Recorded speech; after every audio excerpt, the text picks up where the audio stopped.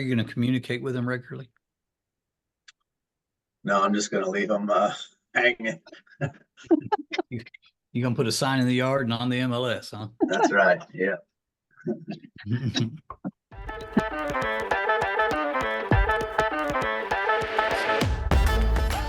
So anybody have any wins this last week? I got my listing under contract. Good. Which Good.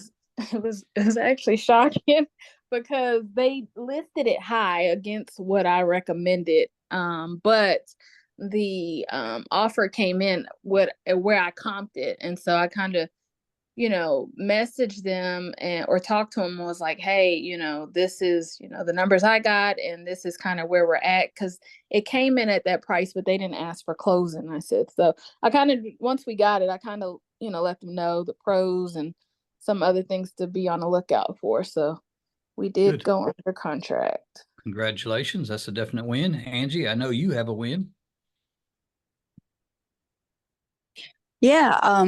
I got my listing under contract, so that's awesome. And then I also got 2 potential buyers from the open house I did there, which funny, it was actually also on a holiday weekend, and the turnout was great. I think I had 12 different families come in, or couples come through. So that was great. There you go, Steve. There's your answer on the holiday. Yes, it is. Thank you very much. Anybody else? David, I know you had some wins. You had some closings. Hey, good morning, y'all.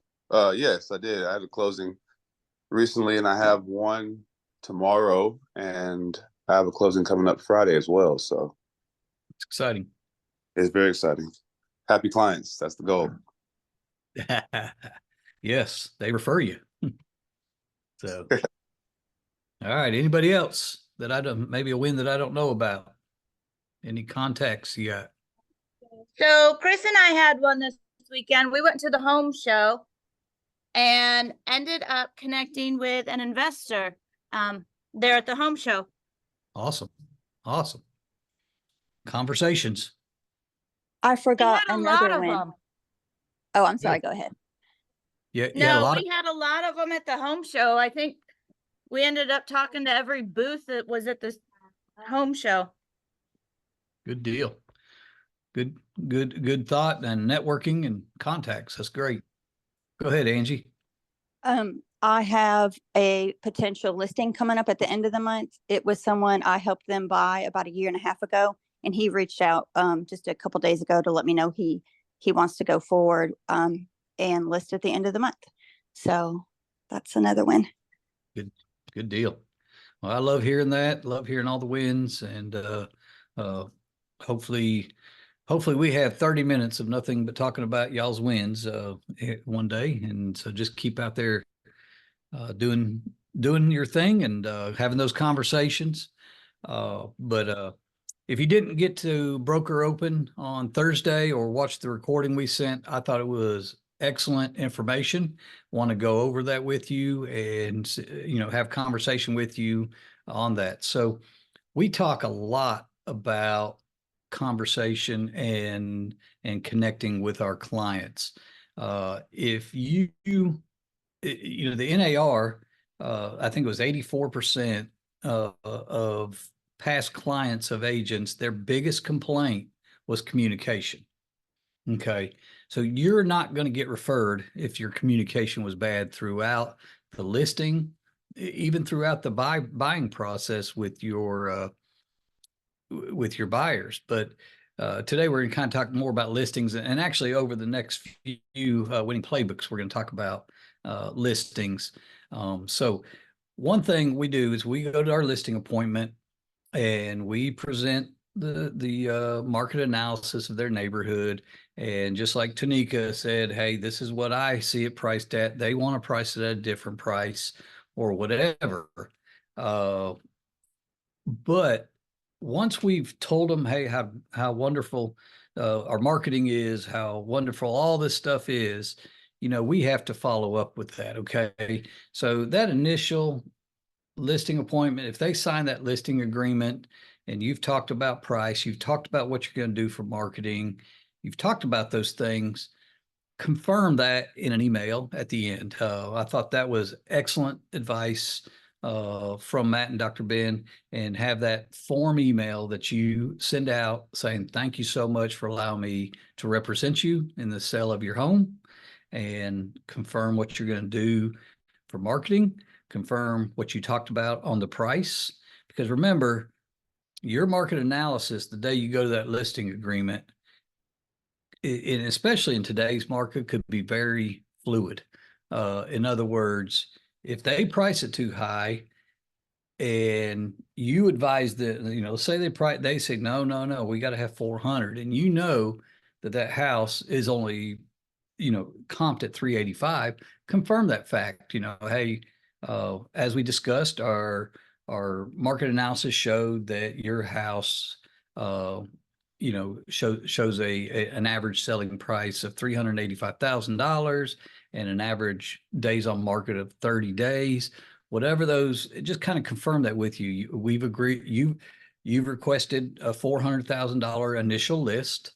So by doing that, what you're doing is you're reiterating the facts, so that they don't say, why in 3 weeks you're asking for that price drop, and they don't say, well, why didn't you tell us that in the beginning? You've confirmed it. But do it professionally, thank them for the listing, do all those things in that. Also confirm what you're going to do for marketing. Hey, week 1, I'm doing this. Week 2, I'm doing that. 3, 4. Go over what you're going to do over the next few weeks on marketing. Another thing is discuss with them how they want to be contacted. Okay, let them know from the front that you're going to communicate with them regularly. Say initially from the listing to by the time you get pictures and all that, it may not be that necessarily that weekly communication until you're actually active, but definitely let them know, find out what day they want to be called on, find out what time they want to be called, and how they want to be contacted. Okay. Definitely phone call is the best thing. That way you can have a conversation instead of a bunch of text back and forth, but find out what works best for them, and then make sure that you stick to that plan. I usually make my calls on Tuesday. Matt had said something on the Broker Open about doing it on Thursday. That way, if the home stays on the market long and if there is a price reduction, you can do it before, on Friday, which is before the open houses, before the weekend showing time. So I don't think that that's a negative at all.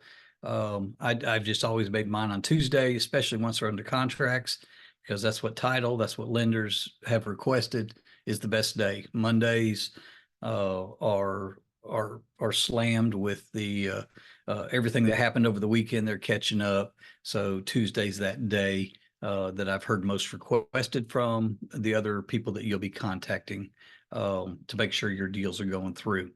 But with your client, you do what's best for them and when they want to do. That phone call or that email, once you confirm that with them and you let them know that you'll be calling them on that weekly basis with updates, and then also send with that email, once you're able to go active, or as soon as you can get it in the MLS and get it to them, and you can put it as coming soon. So, put the MLS, have them verify all the accuracy of everything you put in there, the location, the schools, the anything that the refrigerator stays, whatever it is, have them confirm the accuracy of it. And by doing that, if there's any questions later, you can always revert back to that email where you ask them to confirm the accuracy. So think of it as kind of like a welcome packet to your listing. Also at that time is when I'd attach all the documents that are signed and for their records, so that they have that. So you can do that within a 48-hour period or so after you meet with them. That gives you time to, snap. You can snap one picture while you're at that listing agreement, and just with the front of the house, put it as coming soon. Wait for professional pictures, things like that. But also confirm with them who that decision maker is. Okay, so in anybody that's been through a deal has probably had this happen to them before. But let's say an offer comes in and they want an answer, a deadline by tomorrow. Well, if these people are very busy, or the two of the, if it's a husband and wife and they work different hours and crazy hours, maybe it's a 48-hour response time that they need or something like that. So confirm those facts, because you can put in the MLS, please allow 48 hours for any response to any offers. But also confirm to them who or how fast and how quick can they get the emails, how quick can they digitally sign, and those things. So you kind of know going in to an offer situation, that, hey, these people are going to respond right away, or they're going to take 24 hours or 48 hours or whatever it is. Okay. So make sure that you have that conversation and then confirm that in that email. Now, on a regular basis, like I say, we should be contacting them whatever day that is that they request. So what kind of conversations do we have on that weekly basis? So you could call and just give an update. Well, I've had this many showings, whatever, but always start that conversation with just a little bit of a market update. Don't go over the whole CMA that you've completed. When I say market update, you show 4, active, you show 2 pendings and 6 solds in a neighborhood. We're not going to be talking about the ones that are already sold. That's done. However, one of those pendings may have closed, and now we've got a price, and we can say, Mr. Seller, this pending has sold since our last conversation, and it's sold for this amount. So it looks like we're on track, price per square foot, whatever as far as being listed, right? These actives, this one just went under contract, and I'll be calling the seller to see if I can get an update from them. How many showings did they have? So you're giving them valuable information. Remember, they hired you to sell their house, not list their house and just put a sign in the yard and put it on the MLS. Okay. And we know that is probably, I would say, over 50-60% of the agents. That's exactly what they do. So we have got to put in some active and communicate with our sellers on how we are going, how and what we're doing on a weekly basis. Okay. They need to know that you're actively looking at the market, and you're going to be advising them on what's sold and and hey, a new listing came on. So briefly go over the market, just update them on what's happened since the last conversation. If nothing's happened, just say, well, these active homes are still active today. They have not gone under contract yet. That shows that, but it shows that you're always researching and checking to see, and their house is very important to you in your weekly, but when you're not talking to them. The second thing we're going to do is talk about our marketing. Don't spill out all your marketing in 1 week. If average days on the market is 30 days, you basically got 3 or 4 weeks there that you're going to be updating on what you've done for marketing.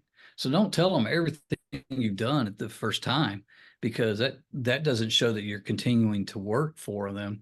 Even though you may do it all here, update them on the different things you've done over the weeks. So the first week obviously would be, what did you do? Well, we got professional pictures. We put it on the MLS, we put a sign in the yard, and I've let everybody in my office know, and I've done an initial boost and advertised an open house for next weekend. Okay. It shows that was part. Remember, when you go to your listing appointment, you should have a marketing checklist that you're presenting to them. We've given you samples of that in the past, and if you need them, let us know. We'll be glad to get those to you. But you should show them exactly what you're doing. Don't show them that checklist if you're not going to do those things. Okay. Make sure you're going to do those things, and then update them on what you're doing each week. Okay. So the next week may be, hey, here's a sample that just listed postcard that I sent out. It went to 150 people in the neighborhood or in a 3-mile radius or whatever that is, and let them know that you did that. The next week, maybe, you're updating them on the showings that you've had. Well, what if you don't have showings, or, how it starts out pretty strong. You have, let's just say 3 or 4 showings one week, and you're updating them every week on the showings. Hey, we had 3 showings, talk to each agent. This is what they said. Here's the feedback. Now, no matter how harsh that feedback is, you've got to present that to your seller. You've got to give them what everybody else is seeing, whether they see it or not. Okay. They may love that UT orange living room, but somebody from Kentucky looking at the house can't stand it, which I don't get. um, but that keeps coming up in feedback. Okay, well, that's something we can change. And so give them the feedback that it may be harsh to you. Maybe they say it's cluttered. Let them know. You got to let them know that, and let them know, okay, hey, we're going to sell your house. We need to pre-pack some of these items that you have and take them to storage or whatever. They're going to pack them up anyway. If they really truly want to sell going to sell their house, let's pre-pack some of these items that you're not using on a regular basis and get them out of the way. But as the weeks wane, we're going to have less and less. We possibly could have less and less showings. So when that happens, if you have a week, to let them know that you're calling all agents to show the house, but not only that, you've called past showings and say, hey, has your buyer made a decision? Do they have any interest in the house at 123 Oak Street that you showed my listing? The other thing you can do is call agents that have sold houses already in that neighborhood and say, hey, I know you sold 1-2 Oak Street, and I got 123 on the market. Did you do any open houses? Did you have anybody on your list that was interested in the neighborhood, but that didn't get a chance to buy your house? Because I've got 123 Oak Street available. And let them know all those things you're doing, and spread it out over the weeks that you have those conversations, and that way it looks and they understand that you are actively marketing on a regular basis, and you're updating them on those marketing items that you've done. Okay. So any questions about that, or I would love to hear experiences that you've done in the past.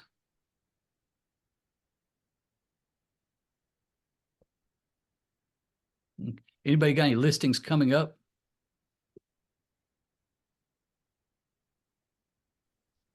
I got that one in Madison. Okay. Is it in a neighborhood? Yes. Okay. So this is a perfect opportunity for you to get that email format ready and be able to send that email out. And see, you didn't really get on this last listing you had, Angie, you didn't get a whole lot of chance to do that. Now your weekly update is on what's going on with the contract, because you're going to continue that all the way through close. But your conversations change. Now you're not giving them a marketing update and who's shown the house and all that. But your conversations keep on going.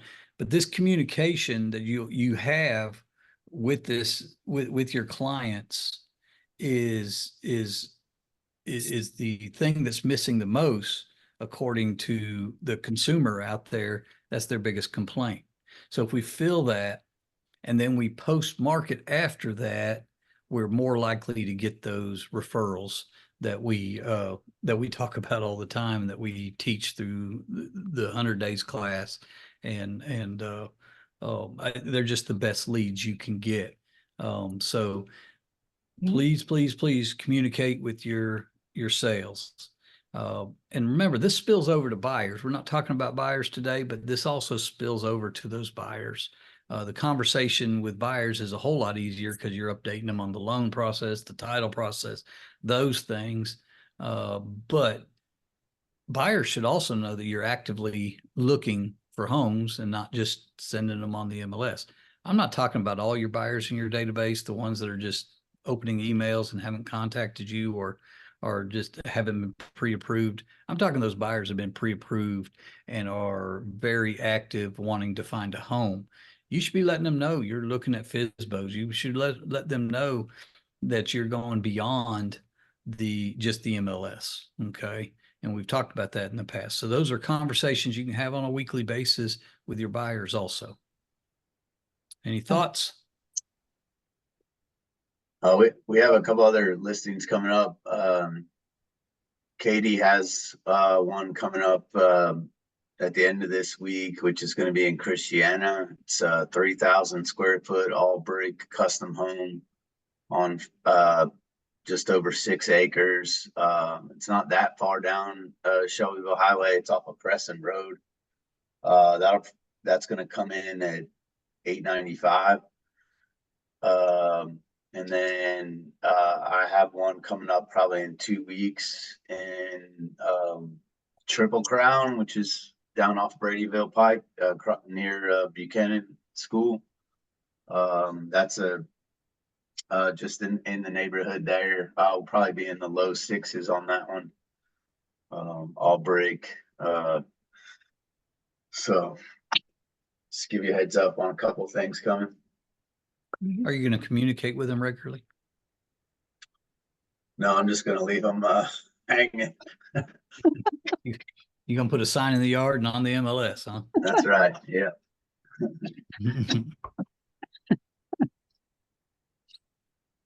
So anybody else got any listings coming up or questions?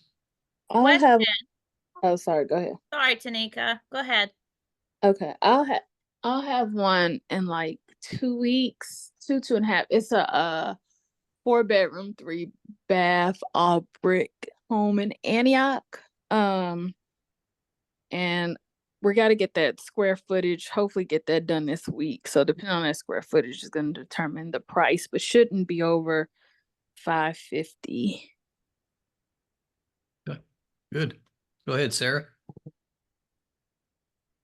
So how do you communicate that honest feedback to a client when they want to become very sensitive and take it very personal? So I think part of being a good realtor is having hard conversations. I mean, they know, I mean, if the feedback is what the feedback is, and it's on a regular, a lot of times if I get one negative feedback and nobody else gave that same negative feedback, to me, that is not a trend and a real problem. It was just a real problem with that buyer. But if it's regular feedback of the same thing, that conversation's got to be had if they truly want to sell their house. This is what's keeping them. This is what's keeping people from putting an offer in their house, is this negative aspect to this house. And yes, it can be rough when people think all the clutter in the house is beautiful, or they love their colors, or whatever that is. But it's got to be had. If we got three of the last showings have said this exact same thing, that, hey, I'd be interested in the house if it wasn't so dirty. I think it is a conversation that's got to be had. I think you got to do it tactfully, but or as tactful as possible. That's the hard part. One of the things I've noticed with this most recent listing, and I don't know if it's a good idea or not, but it gives you the option for the seller to see the feedback that comes through. And so the feedback that they got, which was what I was telling them in the beginning, is about the price. So I think that helped them become more realistic when we got that offer in around the price that I had comped it as. Yes. So part of this regular communication is so that when we do have that conversation, you've empowered the seller to make up some of their own decisions on. So if we have regular feedback on price, we have that email initially showing that you suggested in our scenario was $385,000. You're priced at $400,000, and everybody that's showing it said it's overpriced. And you're having that conversation each week with them. It empowers the seller in a way to make up their own mind, and they know, unless they're selling it and they just want money and they don't really care if it sells, that's a different story. They're not going to look objectively at the feedback. They just want the 400,000. If it don't sell for 400, oh well, we'll stay here. So, anybody else?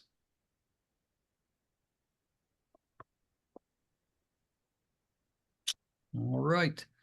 Well, guys, listen, next week is Memorial Day. And so we are taking a break on that Monday. And then the next week, we will be doing, or Cran will be doing it. I'll be gone. I'll be somewhere in the Pacific Ocean. Well, hopefully not in the ocean, but on the boat. I will have internet. So I'll check my emails in the morning, but other than that, I don't know how much communication I'll be able to have with you. So bug Coran a lot. It'll be fun. But I would, if there's something I need to Give me a call. Yeah, call Coran. He's on vacation. I'll be leaving May 30th and be back June 8th. But again, I will monitor my emails and have some communication with Coran throughout that week. So just to give you a heads up now. So next week, no winning playbook. Hope you all have a good time with your families on Memorial Day. And then the next Monday, Coran will be talking more about listings with you. Thanks, y'all. You guys are the best. All right. Hope you all have a great week. Y'all need anything? Vacation, Rick. All right. See you. See ya. Bye. See you guys.